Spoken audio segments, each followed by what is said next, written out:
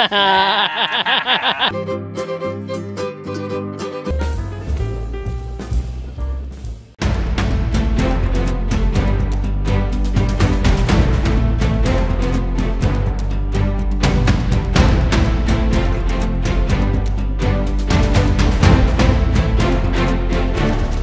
guys, eto na nga yung camping trip namin with Panchita and the BYD Tang.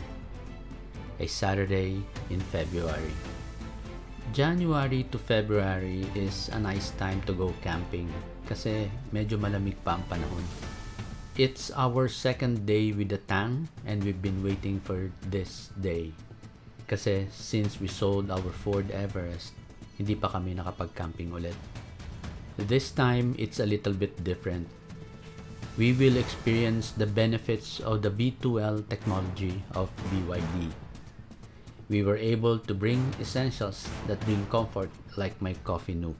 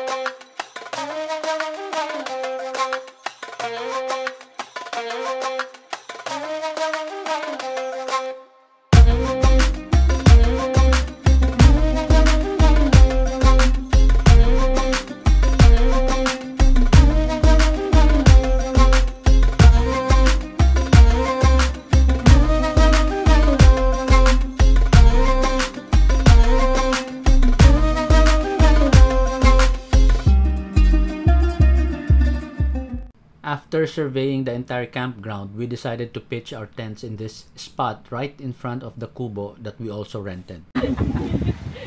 Windy, bebe. Diyan na ako. Lapsikan ako or ano, spoon? Dito ako sa may stairs.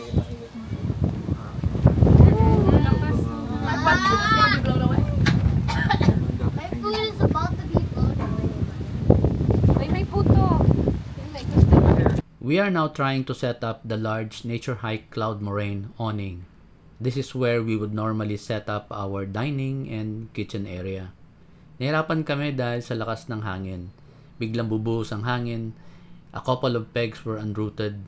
We did not give up until a sudden gust of wind broke 3 poles. 3 poles.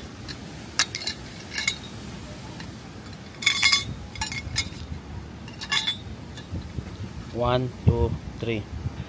3 poles naputol because of the strong wind.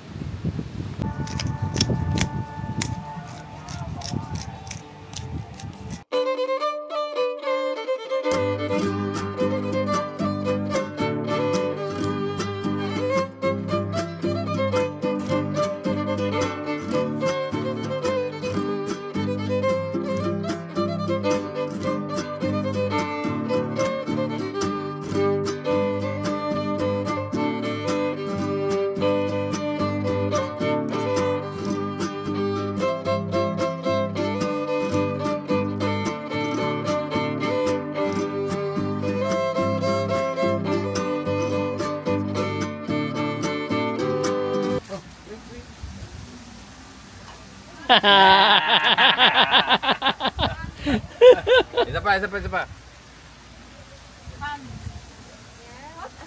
Oh, ang sarap niyan. Sarap niyan. Paglagay lang ng salt and pepper eh. Yun yung nagpapasarap diyan eh.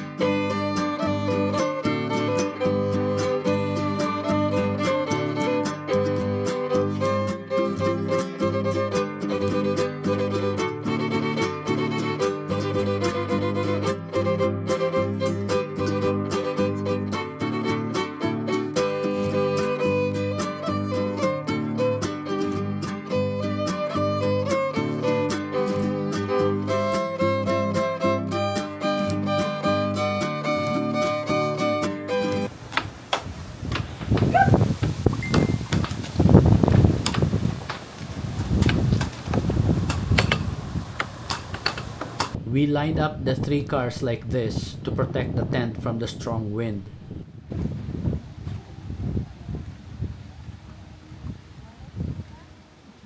And finally, the Nature Hike Village 17 is up. We tried the Cloud Moraine one last time with this setup, pero ayaw talaga. Even the Village 17 was trying its best to put up with the wind. Medyo nakakatakot pa rin. Now, let's set up the V2L. V2L stands for Vehicle to Load.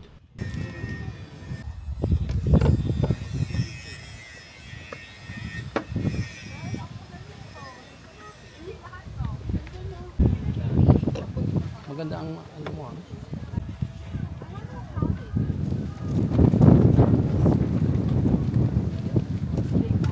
Okay, our current state of charge is 55%. Okay, discharge power is 0.2 kilowatt. It's saying here na kahit pala hindi ginagamit, basta naka-plug, although there's no appliance that's using the outlet yet or the extension cord, it's consuming. Ayan, residual discharge time 4 hours and 59 minutes. So let's just take note na 55% ang state of charge, and then we'll see how much electricity, how many kilowatt hours we will be using overnight with all the appliances, camping gears that we brought. Itong tent namin is a 2-bedroom tent with a receiving area in the middle. Hindi siya kasya sa bahay, kaya ngayon ko palang malilinis yung sa loob ng maayos. Galing pa to sa previous camping namin last year.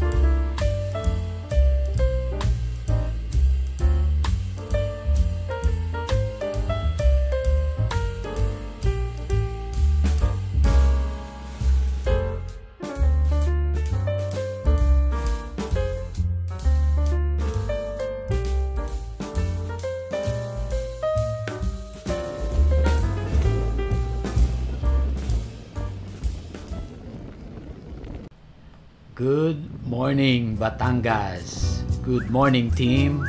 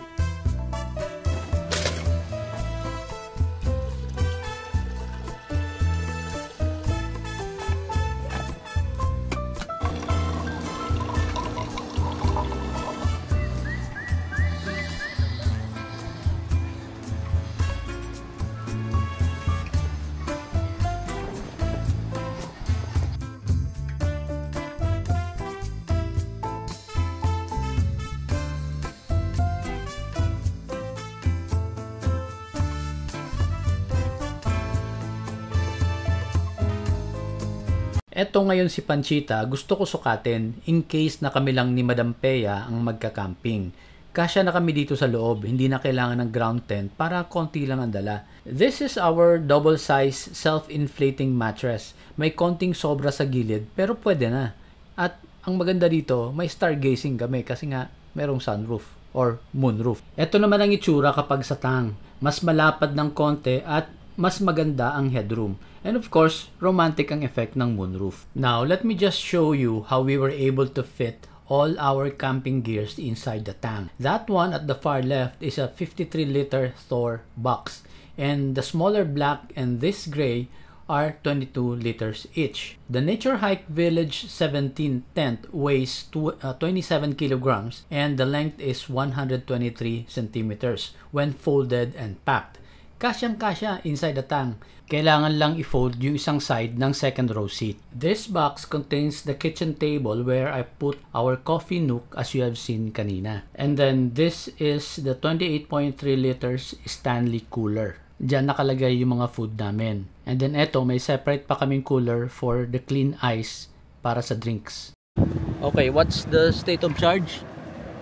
Wow, 50% lang.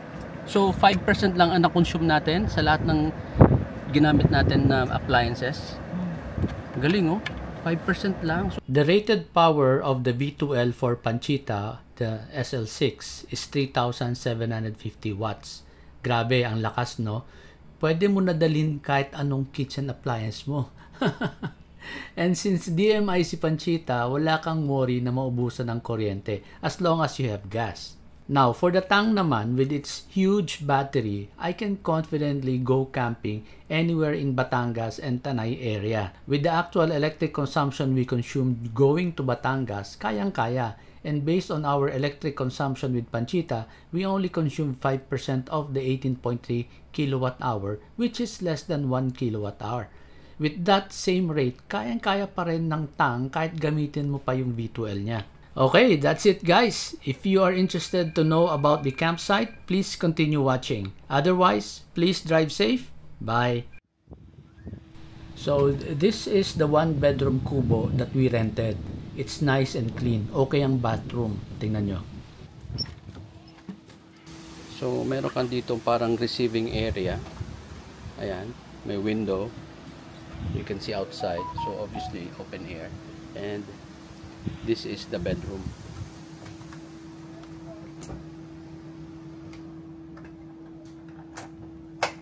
Ayan. So, double bed. Double deck.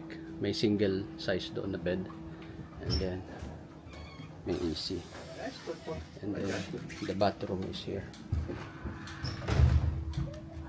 So, pasensya na medyo magulo kasi pa-check out na kami, nagamit na namin to. So, ilan kami gumamit ng banyo.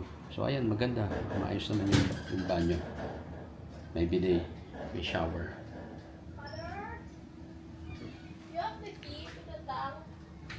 And of course, nakita nyo kanina, they have a swimming pool. This is the shower and toilet near the swimming pool.